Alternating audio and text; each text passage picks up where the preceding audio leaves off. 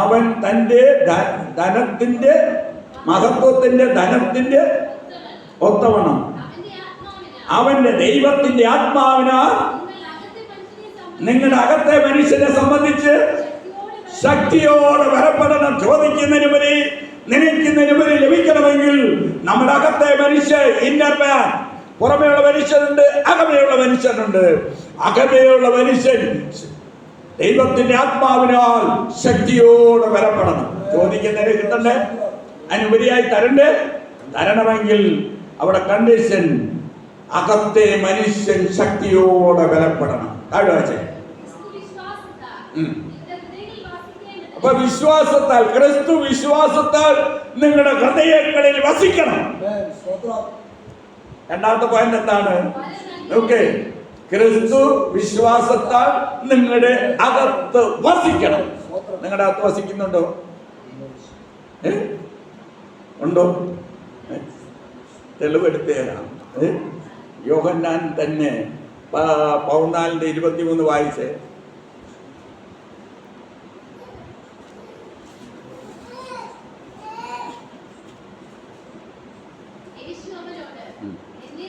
യേശുവനോട് എന്നെ സ്നേഹിക്കുന്നവൻ വചനം പ്രമാണിക്കും, എന്റെ പിതാവ് അവനെ സ്നേഹിക്കും, ഞങ്ങൾ അവന്റെ അടുക്കൽ വന്ന് അവനോടുകൂടി വാസം ചെയ്യും.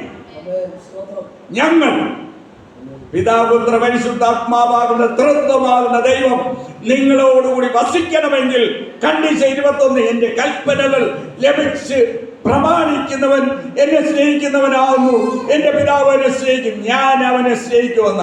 അങ്ങനെ കൽപ്പന ലഭിച്ച് പ്രമാണിക്കുന്ന ഒരാളോടുകൂടി ആര് വസിക്കും? പിതാവ് പുത്ര പരിശുദ്ധാത്മാവാകുന്ന ത്രിത്വമാകുന്ന ദൈവം നിങ്ങളോടുകൂടി ഒത്തു വാസം ചെയ്യും. അറിഞ്ഞാട്ടോ വാസം. അപ്പൊ ക്രിസ്തു വിശ്വാസത്തിൽ നിങ്ങളുടെ ഹൃദയങ്ങളിൽ വസിക്കണം. അതിന്റെ അടുത്ത വാക്യം അത് വേണ്ട, സമയമില്ല. ഞാൻ വായിച്ചുകൊണ്ടിരുന്ന എഫേസ്യ ലേഖനം ചോദിക്കുന്നതിനും നിനയ്ക്കുന്നതിനും ഒരു കിട്ടണമെങ്കിൽ എന്നുള്ള കാര്യമാണ്. അതിന് മുമ്പ് 16 മുതൽ വായിക്കുമ്പോളെ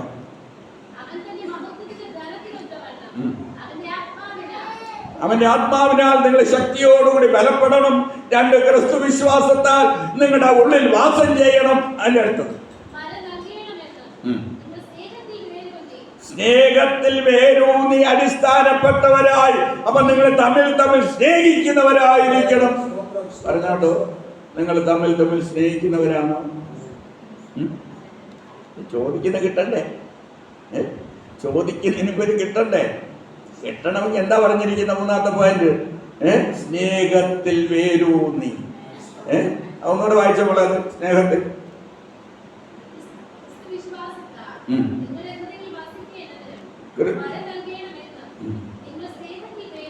നിങ്ങൾ സ്നേഹത്തിൽ വേരൂന്നി അടിസ്ഥാനപ്പെട്ടവരായി വീതി നീളവും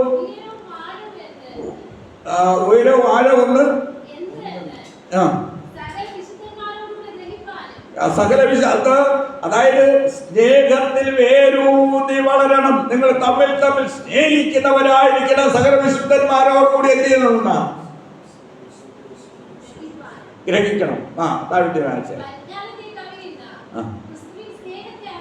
എന്നാലും എന്താ?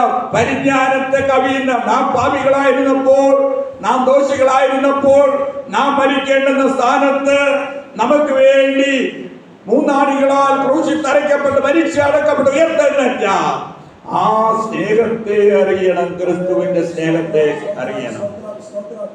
എന്നിട്ട്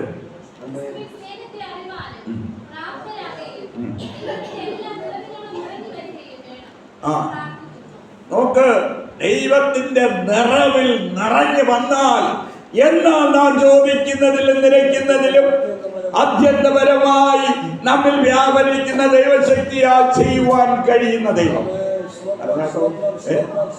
കണ്ടീഷൻസ് ഇല്ലാത്ത ഒരു അനുഗ്രഹവും ഇല്ല. നമ്മൾ വാവുകൊണ്ട് പ്രാർത്ഥിക്കണം, പക്ഷെ അത് പ്രവൃത്തിയിൽ കൊണ്ടുവരുമ്പോഴാണ് ചോദിക്കുന്നതിനുപരി നനയ്ക്കുന്നതിനുപരി നമ്മിൽ വ്യാപരിക്കുന്ന ശക്തിയാൽ ചെയ്യുവാൻ കഴിയുന്നത്. പറഞ്ഞാട്ടോ, ഒരു പോയിന്റ് കൂടെ ഒന്നുകൂടെ വായിക്കാം.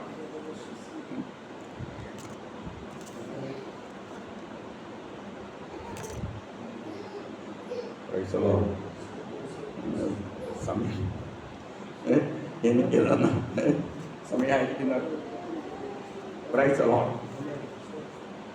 ദൈവത്തിന് സ്തോത്രം. ഒന്ന് ഞാൻ വായിച്ച ഈ മാർക്കോസ് 11:22 വായിച്ച.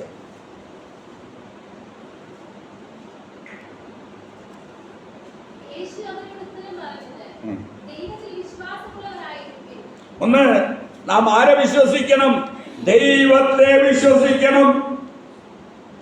വിശ്വാസത്തെ കുറിച്ചാണ് പറഞ്ഞത്. ആരെ വിശ്വസിക്കണം? ദൈവത്തെ വിശ്വസിക്കണം. 2 യോഹന്നാൻ 6:29 പറയുമ്പോൾ അവിടെ എന്താ പറഞ്ഞിരിക്കുന്നത്?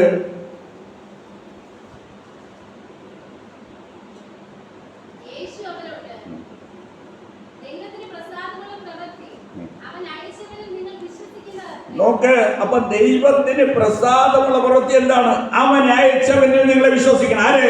ഒന്ന്, ദൈവത്തിൽ വിശ്വസിക്കണം. 2, അവൻ പിതാവ് അയച്ച യേശു ക്രിസ്തുവിൽ വിശ്വസിക്കണം. പറഞ്ഞാട്ടോ. 3, ആരെ വിശ്വസിക്കണം? മാർക്കോസിന്റെ സുവിശേഷം 1:15 എന്താ പറഞ്ഞത്? കാലം തികഞ്ഞു. വായിച്ചോ. സുവിശേഷത്തിൽ വിശ്വസിക്കണം. കാലം തികഞ്ഞു, ദൈവരാജ്യം സമീപിച്ചിരിക്കാൻ മാനസാന്തരപ്പെട്ട് സുവിശേഷത്തിൽ വിശ്വസിപ്പേൻ. എന്തിൽ വിശ്വസിക്കണം? സുവിശേഷത്തിൽ വിശ്വസിക്കണം. ഒരു വാക്യം കൂടെ അതിൽ ഞാൻ പറയാം. റോമൻ 4:21 വായിച്ചു. ദൈവത്തിന്റെ വാഗ്ദത്തങ്ങളിൽ വിശ്വസിക്കണം.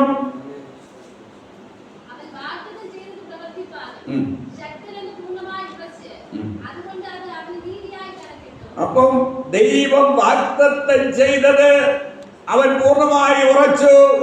നോക്കാതുകൊണ്ട് അവന് നീതിയായി കണക്കിട്ട്. 18 മുതൽ വായിച്ച്.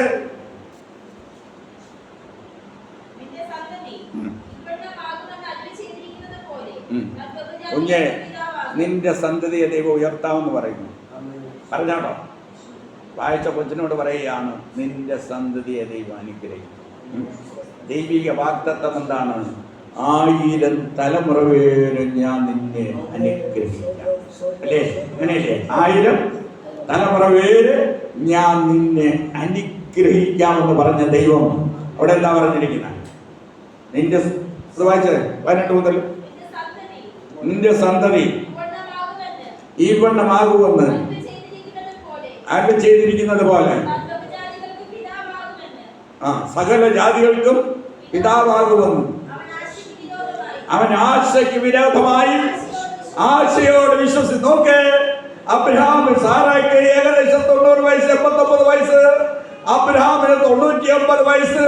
ആശയ്ക്ക് സ്ത്രീകൾക്കുണ്ടാകാവുന്നതൊക്കെ നിന്നുപോയി. സാറായ്ക്ക് ഇനി ഒരിക്കലും ഒരു കുഞ്ഞ് ജനിക്കത്തില്ല. ഇനി ഒരിക്കലും ഒരു ശാസ്ത്രമായിട്ട് ശാസ്ത്രം എന്താണ്? ഇനി ഒരിക്കലും ഒരു കുഞ്ഞ് ജനിക്കത്തില്ല സാറായിൽ കൂടി. എന്നാൽ അബ്രഹാം ആശയ്ക്ക് വിരോധമായി ആശയോടുകൂടി വിശ്വസിച്ചു.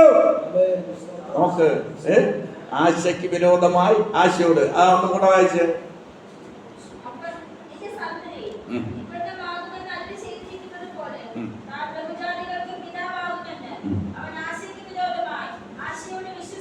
നോക്ക്, ആശയ്ക്ക് വിരോധമായി ആശയോട് വിശ്വസിച്ചു. നോക്ക്, ഇംപോസിബിൾ, അസാധ്യം. മനുഷ്യബുദ്ധിയിൽ അസാധ്യമാണെന്ന് വിശ്വസിക്കുക.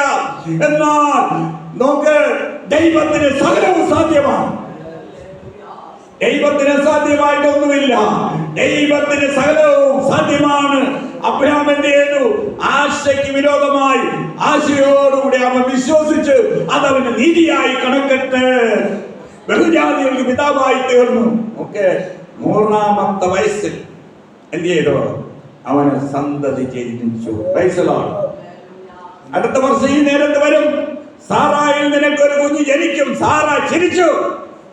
ഇത് കേട്ടപ്പോൾ തന്നെ എന്ത് ചെയ്തു? സാറ ചിരിച്ചു. ചിരിക്കുന്നില്ലോ യജമാനെ, ഞാൻ ചിരിച്ചിട്ടില്ല. ഓക്കെ, അടുത്ത വർഷം സാറാക്ക് കുഞ്ഞ് ജനിച്ചു. ദൈവം അത്ഭുതങ്ങളുടെ ദൈവമാണ്, അസാധ്യങ്ങളെ സാധ്യമാക്കുന്ന ദൈവമാണ്, ഇല്ലാത്തതിനെ ഉള്ളതുപോലെ വിളിച്ചു വരുത്തുന്ന ദൈവം. ഇല്ലാത്തതിനെ ഉള്ളതുപോലെ വിളിച്ചു വരുത്തുന്ന ദൈവം. വൻകാലം ഇല്ലെന്ന് നിനക്ക് തോന്നുന്നത് ഉണ്ടാക്കി തരുവാൻ എന്റെ ദൈവം ശക്തനാണ്.